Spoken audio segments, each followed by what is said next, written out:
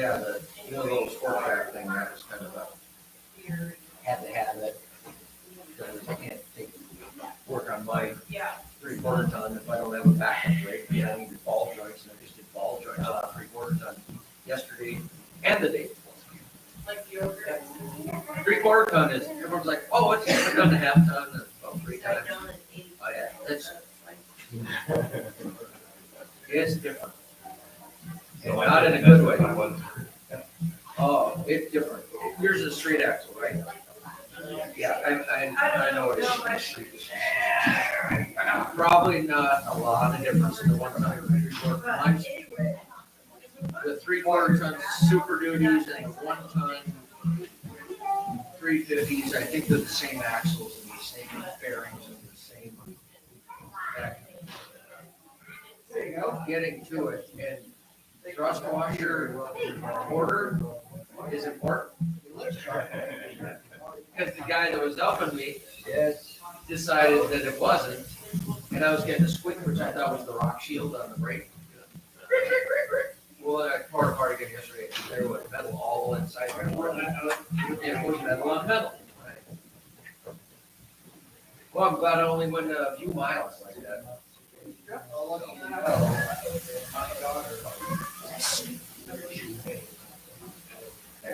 Trying to teach her up on processing. But we're doing 2 or 3 times, I guess. And I'm so glad I didn't start in my driveway in front of my garage. And I'm so glad that I was doing it in front of.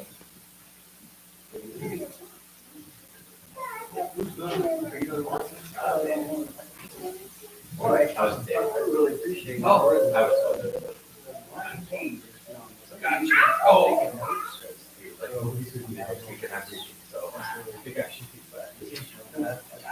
I noticed that. That's kind of cool. How that piece of paper.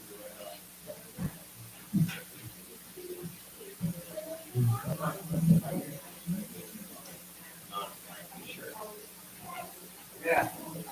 That's well, I use it. I really do. Even if I don't do anything with them, just the writing and the notes for just keeping track of it helps.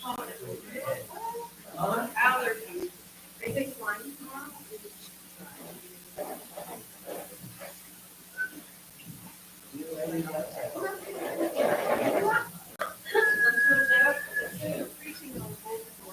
Probably leaning towards me.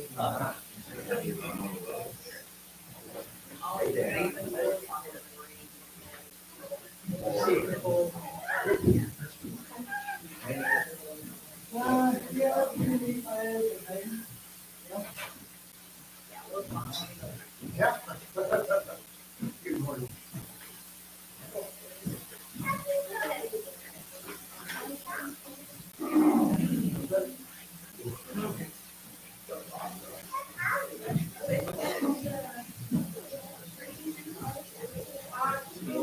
It's pretty good. Like more than this.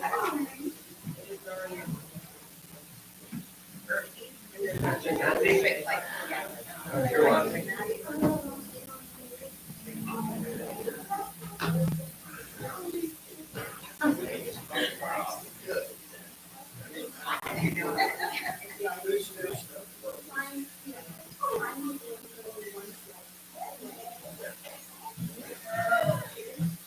I'm like, we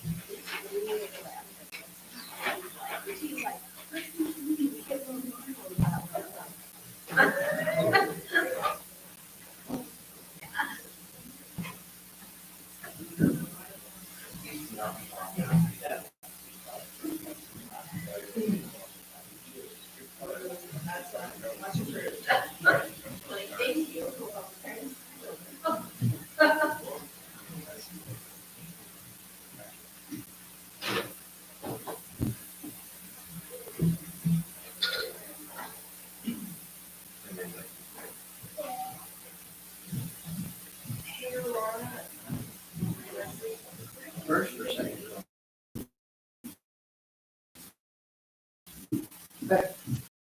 Second Chronicles 15.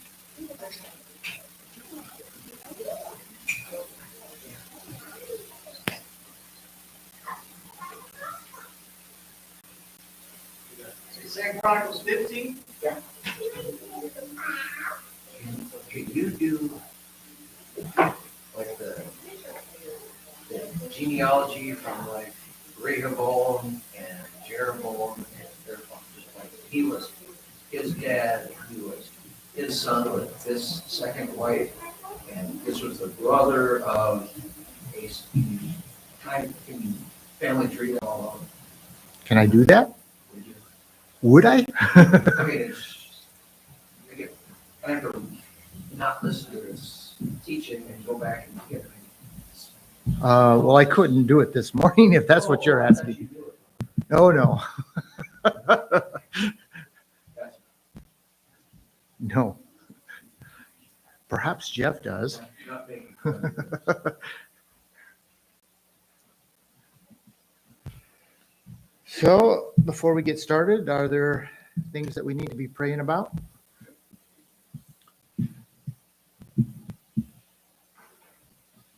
Parts of traveling and then the winter seasons, so fall. Temperatures changing. Yep. Be mindful of travel. I just got back from Valdez. Traveling time.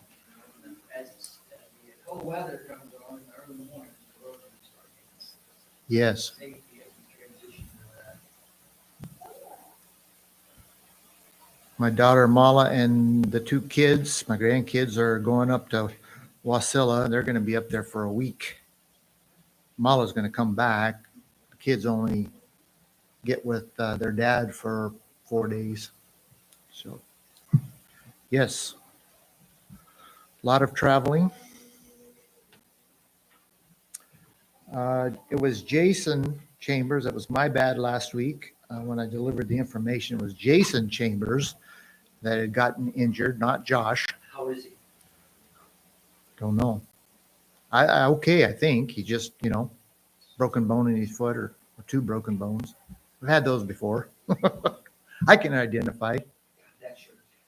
Well, they can only be doing so good. It stinks when you're on a job and suddenly breaks something. I mean, you're not on the job.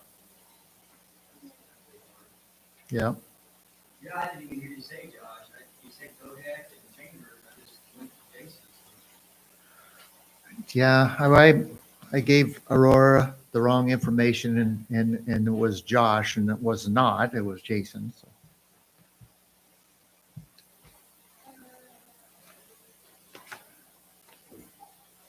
So we've got the Blaines and the Hanson families are over in Hawaii. We got Firth family are traveling already down outside, coming back on the 14th, and the Fagan family.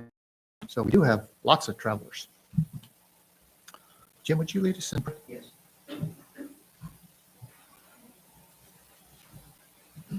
Let's pray. Dear Lord, we're before you again this morning, thankful to be before you, knowing that you're here with us, knowing that you're here guiding us, knowing that you're here comforting us, giving us confidence that we can live this life, knowing that there is hope for eternal salvation with you forever. Please be with those that can't be with us here today that are struggling with troubles, with health problems. Choosing to be away that they could somehow open their hearts to find a way to be with us again. We're so encouraged when more can be with us. Lord, please continue to bless us. Please forgive us our many sins that we do. We're sorry for them. We're grateful that you will forgive us of those. Be with Danny now as he delivers a lesson from your word that we could take into our hearts. Repeat it underneath. We love you, God. Thank you, Jesus. In Jesus' name we pray. Amen. How's David doing? Jason Snyder? Yeah, she had surgery, and I think she's doing it. Joe, is your vehicle? Please don't have. No. That's what he's talking. Good. Okay, we're in chapter 15 of Second Chronicle. Asa is in reigning right now. So 15, 1 through 2. The Spirit of God came upon Azariah, the son of Oded, and he went out to meet Asa and said to him, "Hear me, Asa, and all Judah and Benjamin.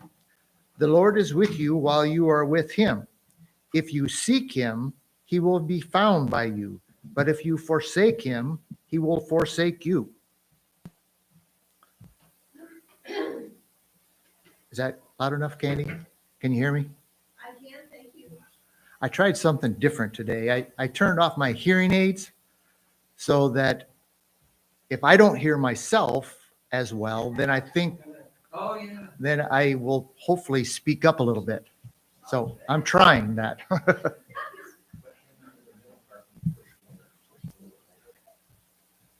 Sometimes it can work either way. You if you don't hear well, you speak softer, or sometimes if you hear too well, you think you're louder than you really are. So Azariah, the son of Oded, he was one of the lesser known prophets in the early years of the kingdom of Judah. So he came and he spoke to Asa. And Asa, of course, he had just had all these battles that he had just won, a great victory over the Egyptians. And he tells him right off the get-go, he says,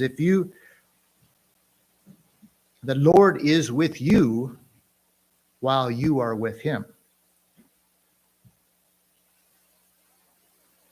He also says, if you seek him, he will be found by you. And so it's an interesting principle that we need to keep in mind too. If we seek God and search for him, he will be with us. If we don't seek him or don't try to find him, then he won't be with us.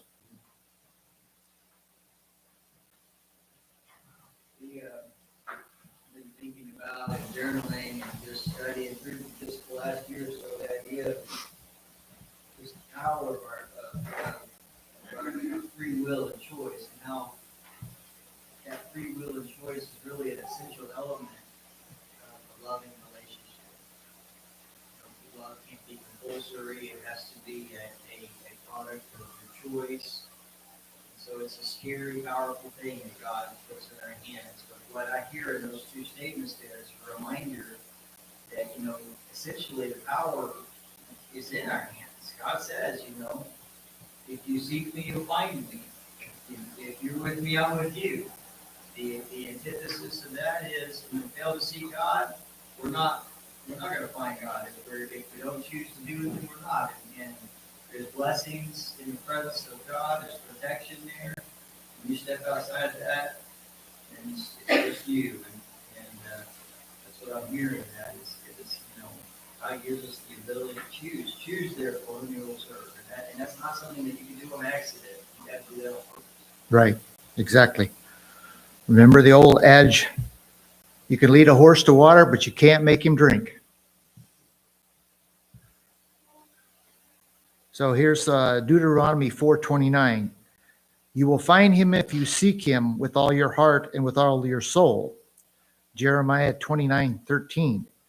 And you will seek me and find me when you search for me with all your heart. And Matthew 7:7. Ask and it will be given to you. Seek and you will find. And knock and it will be open to you. So, just like we've discussed, the opposite is also true. If you forsake him, ultimately, God gives us what we want. He will. That is the wonderful thing about our God, is he gives us what we want. If we want something that's not good for us and we seek it, he will allow us to have it.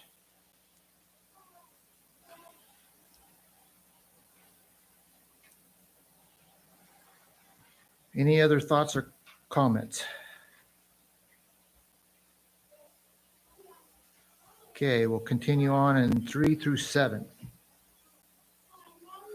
For a long time, Israel was without the true God, and without a teaching priest, and without law.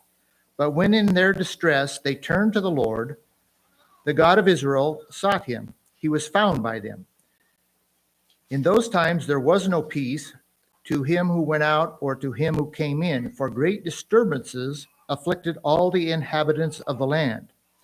They were broken in pieces. Nation was crushed by nation, and city by city, for God troubled them with every sort of distress. But you, take courage. Do not let your hands be weak, for your work shall be rewarded. So Azariah is kind of recapping what's happened before, describing the bad state of Israel and their overconfidence and their distance from God. And when they had rejected God, then those who teach the word in the God and the law itself left.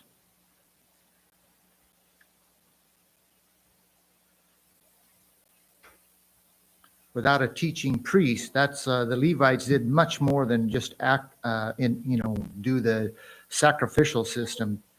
They were also scattered throughout the tribes of Israel to teach the word to the people.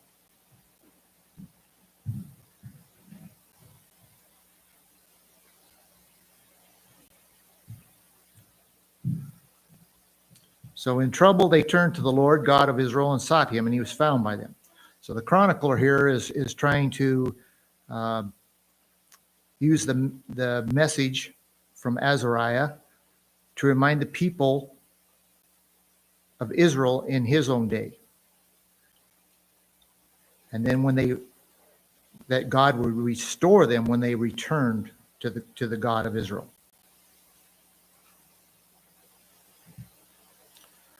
So he also tells them, be strong, for your work will be rewarded. So in spite of all the trouble that they'd had rejecting God, if they just would turn and be obedient and come back to the God would forgive them. Any comments or questions?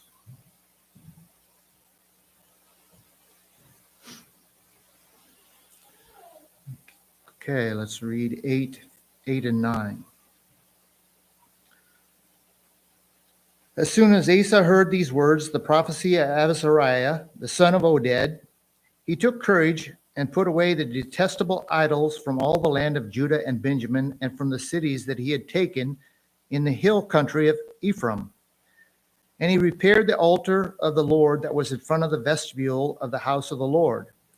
And he gathered all Judah and Benjamin and those from Ephraim, Manasseh, and Simeon, who were residing with them, for great numbers had deserted to him from Israel when they saw that the Lord his God was with him.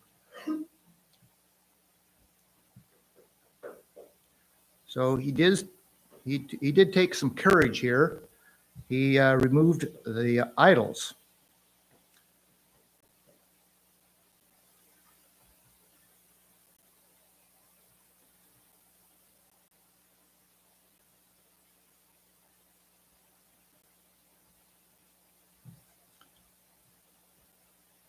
This took a lot of courage for King Asa to do.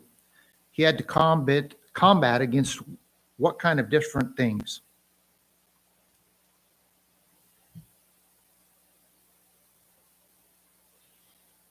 People being pagans, Mhm. worshipers of idols in the high places, and Right? command them Mhm. to follow God. He basic commandment them to follow God.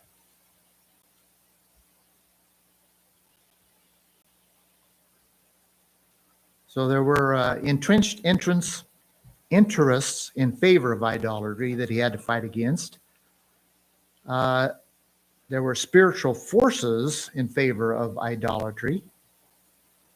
The example of his predecessors and his neighboring tribes to the north in favor of idolatry. So Israel was doing idolatry while Judah and Benjamin under the leadership of Asa did not. His own inclination in favor of idolatry because of what he had seen. And then the lethargy or the lack of energy, compromising indifference, the indifference that supports idolatry. So once idolatry takes a hold, then it just kind of creates a quagmire that's hard to get traction going.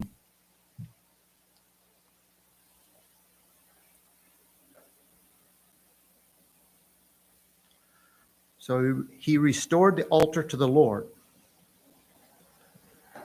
So he not only did better than just returning to God, he restored the altar.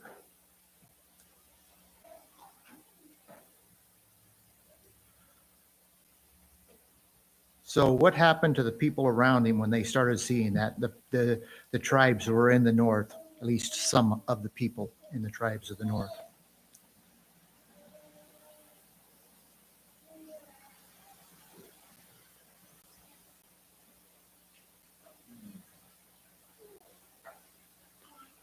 They started seeing that he was doing really good things for God, and he's restoring the altar. He's following God, and so they decided, we can see what's going on over here. Let's go to King Asa. So they left the north and came to where he was at.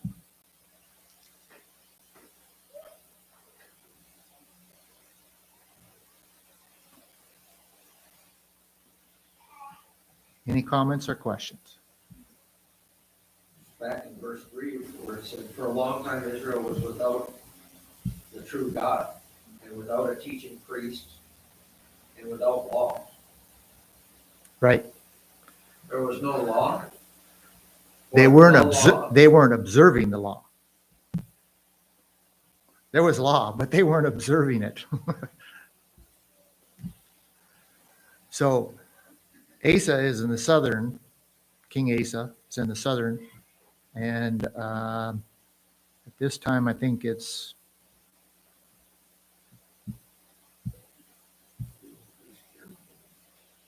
well, it was Jeroboam, yeah.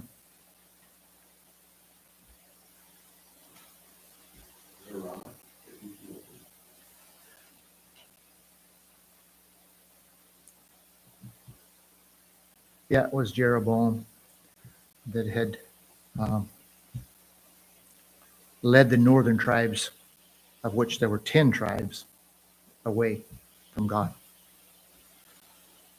And King Asa now is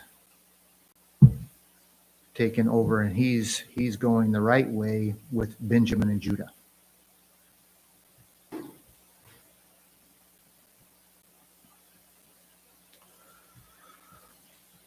Okay, 2 Chronicles 10 through 15.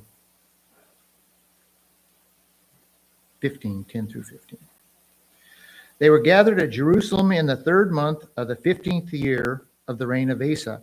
They sacrificed to the Lord on that day from the spoil that they had brought 700 oxen, 7,000 sheep, and they entered into a covenant to seek the Lord, the God of their fathers, with all of their heart and with all of their soul. But that whoever would not seek the Lord, the God of Israel, should be put to death, whether young or old, man or woman. They swore an oath to the Lord with a loud voice and with shouting and with trumpets and with horns.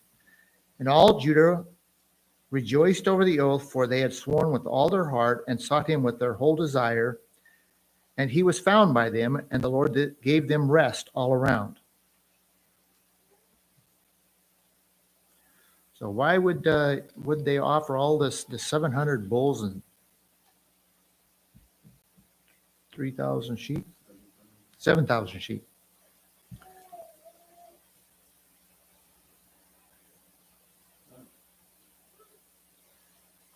Do they eat these offerings at a big barbecue feast?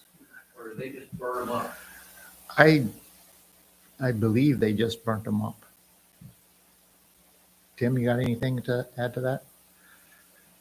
I think the priests were allowed to eat some of it, but I don't think that they, There were parts that they burned. I mean, I don't know if this is a part of the instructions for like the various feast days, but a lot of it was, they burned certain parts of it. I don't know if they toward like the drink offerings out and Mhm. sacrificed it, but at least at the feast, there was certain parts of it. This isn't really a feast, I don't know what the rules would necessarily be. I don't know the answer to that one. Can't say for sure. Silas, you got anything? Yeah, I would think probably not, but I'd have to go back and look through and see what, this was like a peace offering. And probably fall under. So it was from the spoil of war, and they recognized their victory and gave honor to God.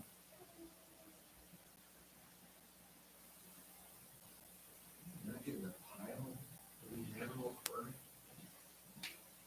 It's hard for us. That's a herd and a. Yeah. It's hard to imagine. I can't imagine. That just goes to that's where it goes in my mind. It's like, it's a baffling number, and then we're gonna have a pile of them on fire. Does it say they burned them or just sacrificed them? It says they sacrificed them. Does that mean they just killed them? Let them lay? No, I would get it. There was definitely.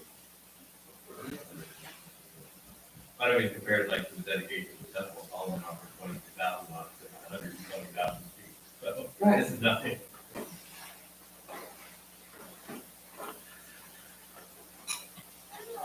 I couldn't say for certain, but I think that they burned them. I don't know. I couldn't. Leviticus 7, if it was a peace offering, gives the law for peace offerings, and it starts in Leviticus 7, verse 11, like this. It says, "This is the law of sacrifice of peace offerings, which ye shall offer unto the Lord. If you offer it for thanksgiving, then ye shall offer with the sacrifice of thanksgiving unleavened cakes mingled with oil, and unleavened wafers anointed with oil, and cakes mingled with oil of fine flour fried. Beside the cakes, he shall offer for his offering leavened bread with the sacrifice of thanksgiving of his peace offerings. And of it he shall offer one out of the whole oblation for a heave offering unto the Lord. And it shall be the priest to sprinkle the blood of the peace offerings. And the flesh of the sacrifice of his peace offerings for thanksgiving shall be eaten the same day that it is offered. And he shall not leave any of it until the morning. But if the sacrifice of his offering be a vow or a voluntary offering, it shall be eaten the same day that he offered it his sacrifice. On the morrow also the remainder of it shall be eaten. But the remainder of the flesh of the sacrifice on the third day shall be burnt with fire." So it does sound like, a heave offering, meant you heave that part of it, so one part of it had to be completely offered. But it does sound like if this was a peace offering, then it does sound like they were allowed to eat some of it that same day. Don't know. I have to research that farther, but not sure. Okay, they entered into a covenant to seek the Lord God of our fathers with all of their heart and all of their soul. So after the sacrifice, they committed the matter to a covenant between them and God. So this covenant was supported by what?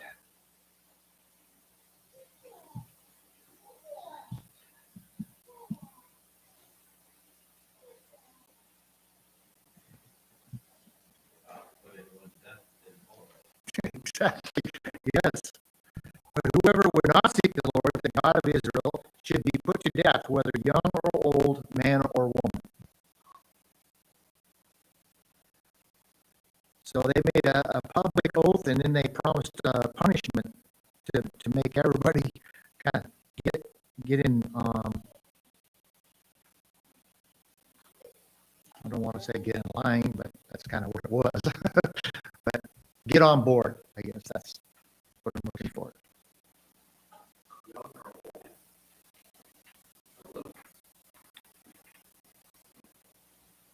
don't know how young or old. It just says young or old.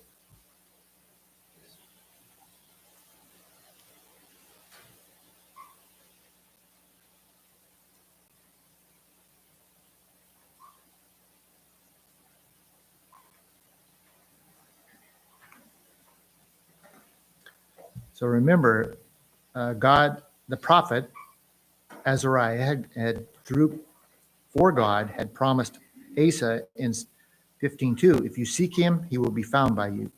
So if they're seeking him, they will be found by God.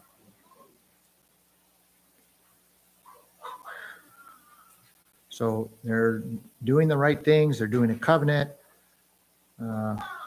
They got a strong reason to stay with it, because if you're not doing it, then you get to be put to death. You'll be held accountable. And they publicly taken an oath together.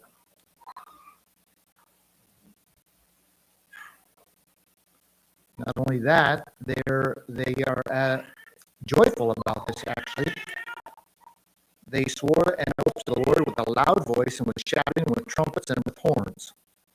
And all Judah rejoiced over the oath, for they had sworn with all their heart and sought him with their whole desire, and he was found by them, and the Lord gave them rest all around. So they're doing this, although there might be a command by Asa that if you don't do this, you're gonna get killed. But people really rejoiced and were happy about this. Any comments or questions? Kind of stands out in the history of Judah. As far as I know, this is one of the only places where this is said, all the people. That was the people that sought God with all their heart. Like, in contrast to like King Uzziah later on, who commands all people to follow God. Things go well for a little while, but as soon as he dies, everything falls apart. It's kind of in contrast to this, where this actually was people's desire. Right. And that pattern seems to follow time after time. When the king is fully for it, everybody's fully for it, but when he dies, or even later in life, then things start declining.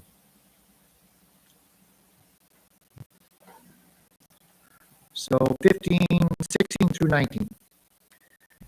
Even Maacah, his mother, King Asa, removed from being queen mother because she had made a detestable image for Asherah. Asa cut down her image, crushed it, and burned it at the brook Kidron. But the high places were not taken out of Israel.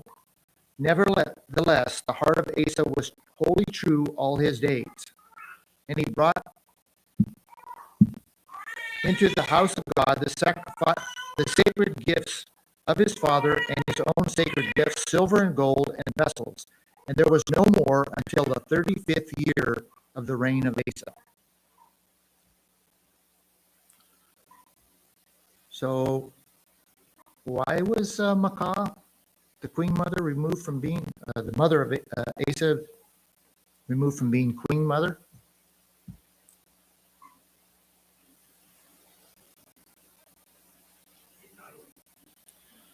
Yeah, but it wasn't only just an idol, it was an obscene idol.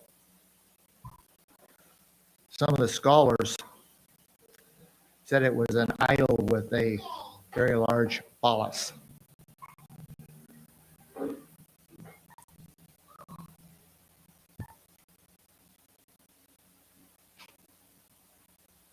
So it was obscene, and they destroyed it and removed her.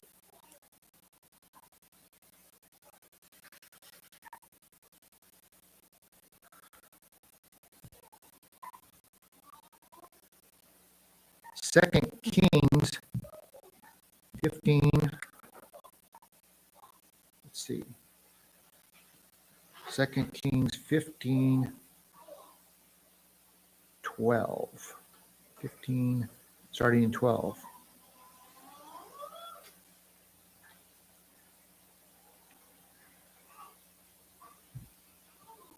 No, First Kings. 16, 12. He put away the male cult prostitutes out of the land and then removed all the idols that his father had made. He also removed Maacah, his mother, from being queen mother because she had made an abominable image for the Asherah. And Asa cut down her image and burned it at the brook Kidron. But the high places were not taken away. Nevertheless, the heart of Asa was wholly true to the Lord all his days. And he brought into the house of the Lord sacred gifts of his father and his own sacred gifts, silver and golden vessels.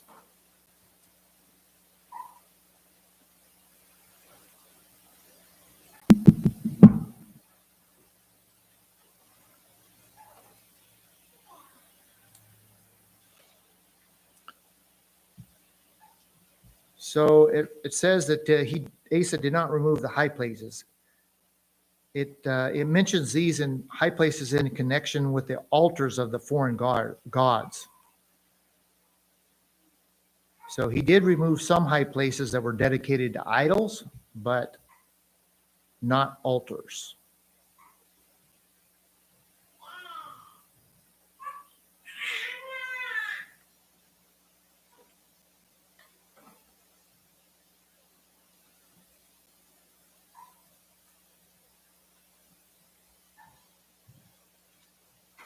So that pretty much ends 15. We'll start into 16. Unless somebody's got something they want to bring up.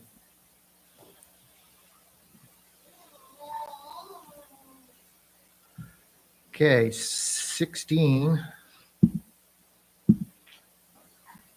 1 through 3. So remember, we've gone 35 years and we've had no wars. In the 36th year of the reign of Asa, Baasha, king of Israel, went up against Judah and built Ramah, that he might permit no one to go out or come into Asa, king of Judah.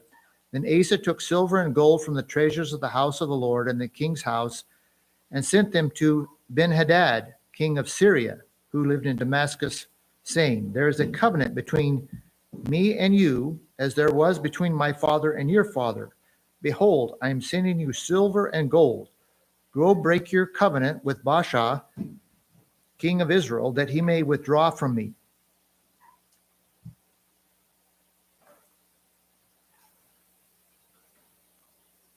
So Baasha now is the king of Israel, and he's going to try to, he's continuing the war again with Judah. And so they built up Ramah and tried to prevent trade and people coming in and out to Judah.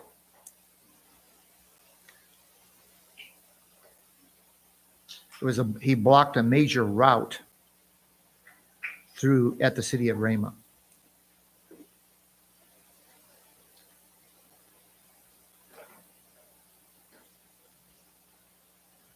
Ramah is usually identified with Ram on the main road just 5 miles north of Jerusalem. So very close to Jerusalem.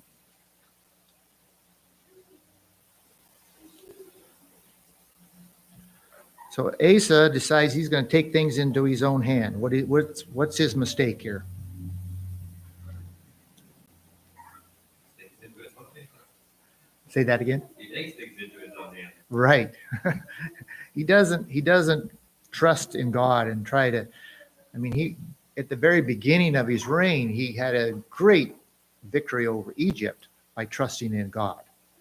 And here he's, instead of inquiring and trusting in God, he's trying to take things into his own hand and make a deal with Ben-Hadad of Syria.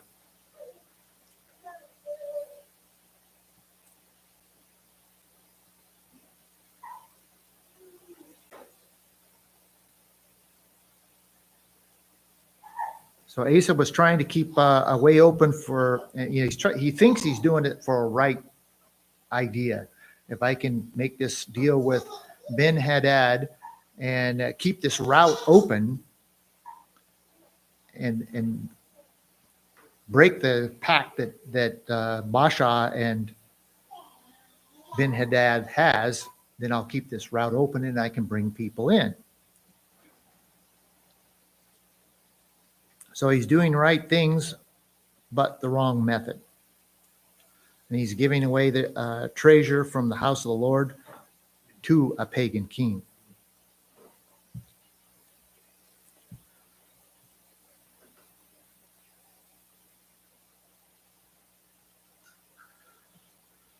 So he's going to find out that Ben-Hadad and Syria are worse enemies than Israel. So here we're already starting to see that Asa's starting to decline.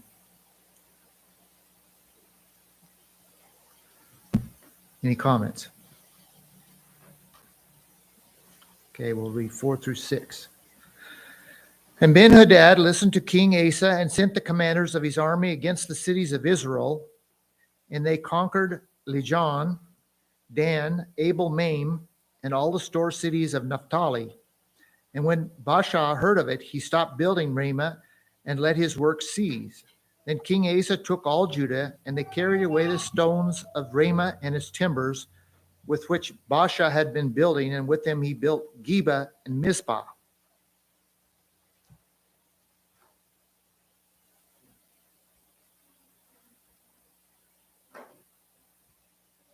So at this point, it's kind of working. Ben-Hadad is kind of helping in a certain way. And Baasha now is kind of pulled back from building in Ramah.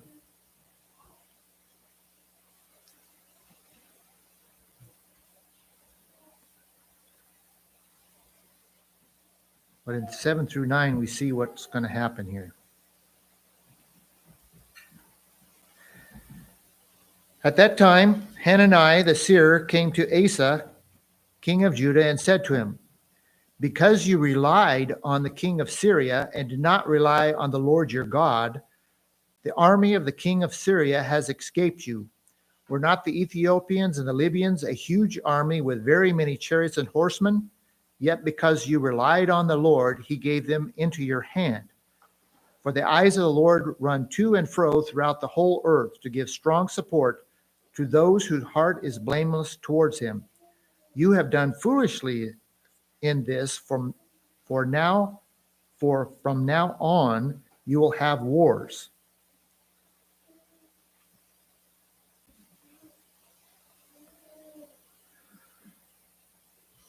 So we don't know a whole lot about Hanani the seer. He's only mentioned in this place here. But he's... I love when that happens. It happens a few times throughout the scripture where some random name pops up and that random person or somebody that's in line with God's will and understands or sees clearly. It's kind of like outside of the story. Yep. But he's part of the story, and it's a good reminder of us that there's more going on than you see. You know, in your life, there's more going on than you see. You know, there's the Melchizedek. There's this guy. You know, sometimes we feel like, you know, everything we see, that's all that's going on, and makes this is broken. This is messed up. And God will remind us occasionally, I got several thousand that still have not bowed a knee to Baal. You don't see all the things that are happening. So don't get consumed by it. It's okay. Good point. I mean, in this case, it's not good news he's bringing, but it's just a reminder to us not to get overwhelmed by what we see, because what we see is not all there is to see. Right. And the most important thing is to see the whole part. There was still a little bit, right, that he wanted to manage and control. He reached out to foreign armies. That's the question that I asked myself, where did I? Mm-hmm. So yeah, this kind of came as a surprise to Asa, because he thought he was doing right, thought he was making things better.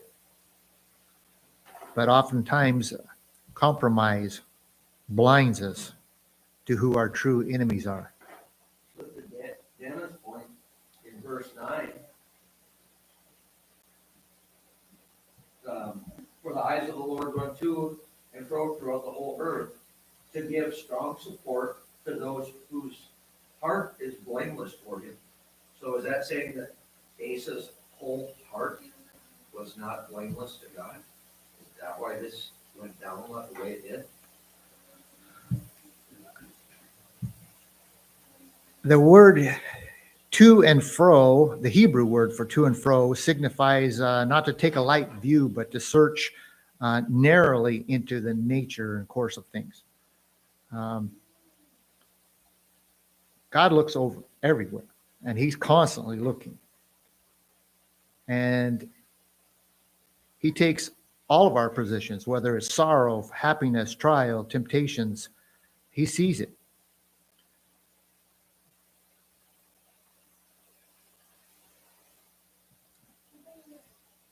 So the issue was not the strength of God or his willingness to use that strength. The issue was the loyalty of the heart of Asa. And Asa's kind of drifted away. His heart is not wholly to God. Any comments? You kind of have to contrast that back with chapter 15, verse 17, where it kind of summarizes his life and says the heart base was holy to all his days. And so it's just a little bit to kind of think about. Yeah. He is fallen to God, but he does have flaws like each of us. And I mean, this is really kind of convicting to me and thinking about, how many of us are making the same decisions? Here's a scenario that comes up. Here's an obvious way out. Here's an alliance that he can go break. What's the problem with that? That seems like a good decision. And then later on, he gets this disease. Same thing. You go to the physician to make you well. So those are the things that he wasn't fully relying on God in the way that he had. And how often we do the same thing. Often. It's a good thing we have grace.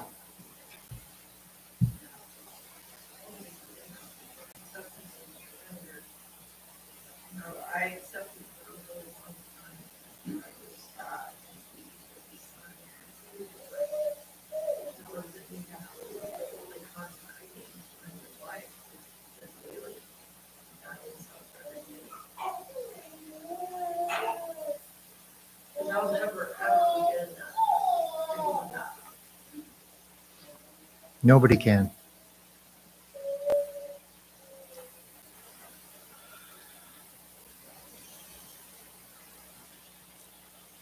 So he tells him now, Hanani tells him that from now on you shall have wars.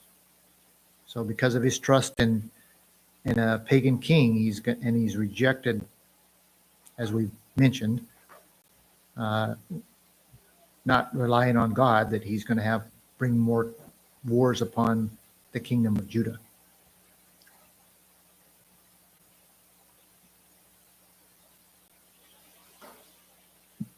Okay, let's see.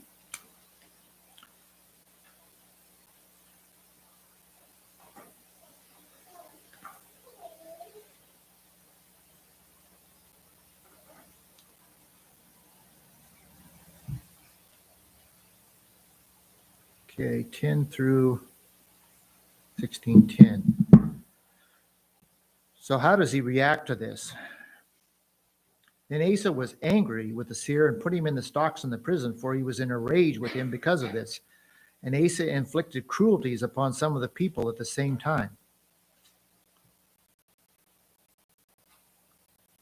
So instead of humbling himself and realizing that he's wrong, he actually blows up, throws him in prison.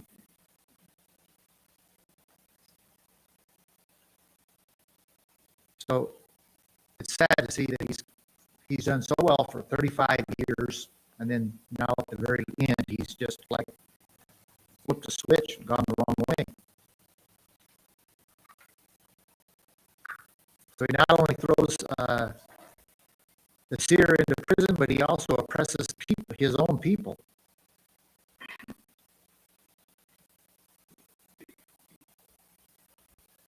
Any comments?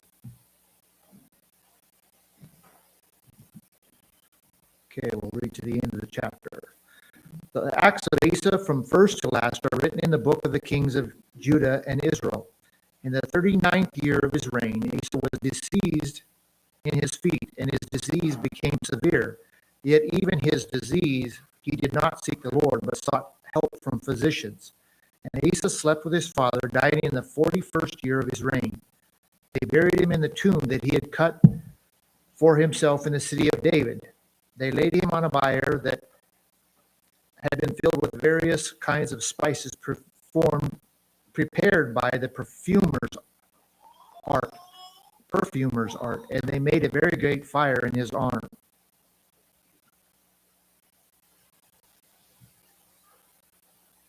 So some think that Asa's foot ailment was gout, but others think that gout was pretty uncommon in Palestine and Egypt.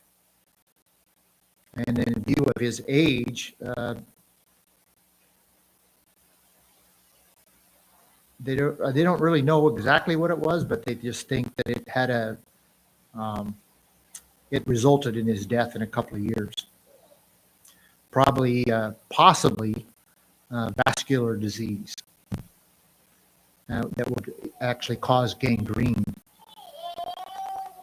But that's also subject because some of the scholars think it's gout, so hard to say. Usually, though, you don't die from gout. It just makes you suffer a lot.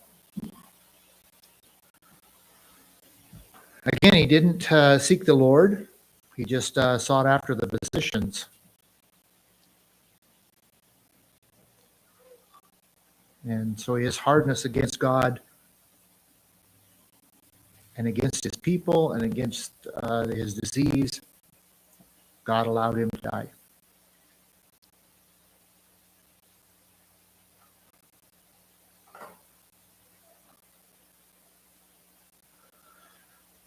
So overall, the Bible is positive about the role of physicians and medical care. Colossians 4:14, I'm not going to read those, but these are ones you might want to write down. Colossians 4:14, Acts 28:9, James 5:14 through 15, and 1 Timothy 5:23.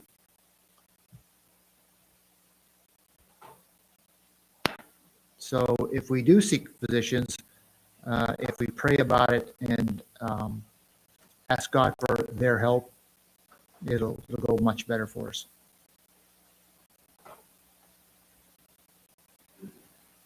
Any comments? I think it comes down to where your trust is too. Are you concerned about what's going to happen? Or do you trust God regardless of the outcome? Mhm.